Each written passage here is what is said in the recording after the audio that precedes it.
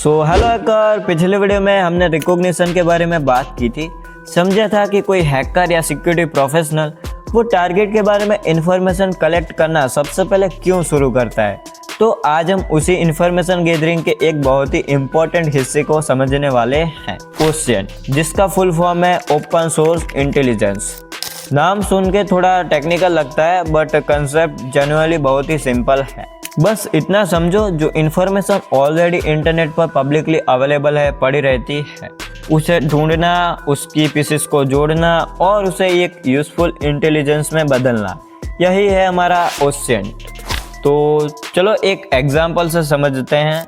मान लो आप किसी कंपनी के वेबसाइट खोलते हो तो वहाँ से कंपनी का नाम मिल जाता है, कुछ एम्प्लॉयज़ के रोल मिल जाते हैं, शायद आपको कॉन्टैक्ट डिटेल्स भी मिल जाए और उनकी टेक्नोलॉजी के बारे में हिंट मिल जाती है थोड़ी सी कि वो कंपनी कौन से टेक्नोलॉजी पर वर्क कर रही है। फिर आप गूगल पर उस कंपनी के बारे में थोड़ा सर्च करते हैं, सोशल मीडिया प्रोफाइल देखते हैं उस कंपनी के रिलेटेड, कुछ प्रोफाइल पब्लिकली डॉक्यूमेंट भी मिल जाते हैं, डोमेन और डीएनएस रिकॉर्ड भी चेक कर लेते हो।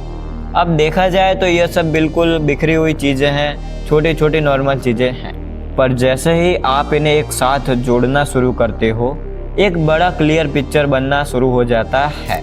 और मुझे लगता है ओसिएंट का यही पार्ट मुझे सबसे ज़्यादा इंटरेस्टिंग लगता है, क्योंकि यहाँ आप किसी सिस्टम को हैक ही नहीं करते, यहाँ पे आप सिर्फ यह पता करने की कोशिश कर रहे हैं कि टारगेट के बारे में इंटरनेट पर पहले से क्या चीज़ें पड़ी थी, क्या पब्लिकली ऐसी चीज़ें हैं जो हमें काम आ सकती हैं। और इसीलिए ओसिएंट सिर्फ हैकर तक लिमिटेड नहीं है, cyber security professionals, journalist, investigators, researchers, यहाँ तक कि लॉ इन्फोर्समेंट भी सब अपने अपने काम के लिए ओसिएंट का यूज़ करते हैं।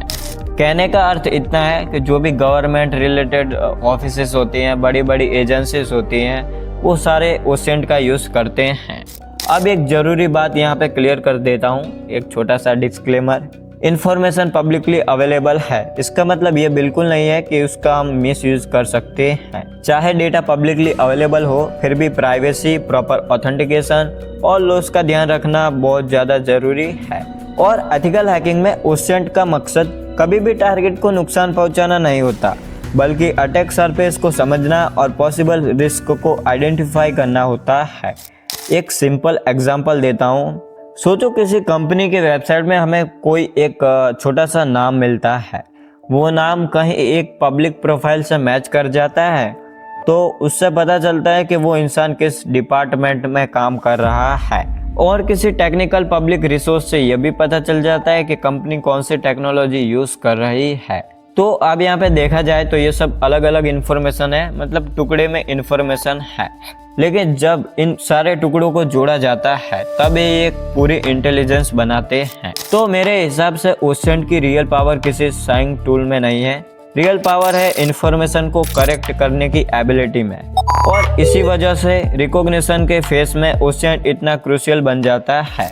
तो आई होप आपको समझ आया होगा ओसिएंट क्या है, कैसे वर्क करता है और कौन इसे यूज़ करता है। तो नेक्स्ट वीडियो में हम एक प्रैक्टिकल ओसिएंट टेक्निक देखेंगे, गूगल डॉर्किंग, और समझेंगे कि नॉर्मल गूगल सर्च और एडवांस सर्च ऑपरेशन में एक्चुअली फ़र्क क्या होता है। मैं हूँ Sagar Rathore, keeping the touch real and hack ethics. मिलते हैं नेक्स्ट वीडियो में, तब तक के लिए हैकिंग करते रहो।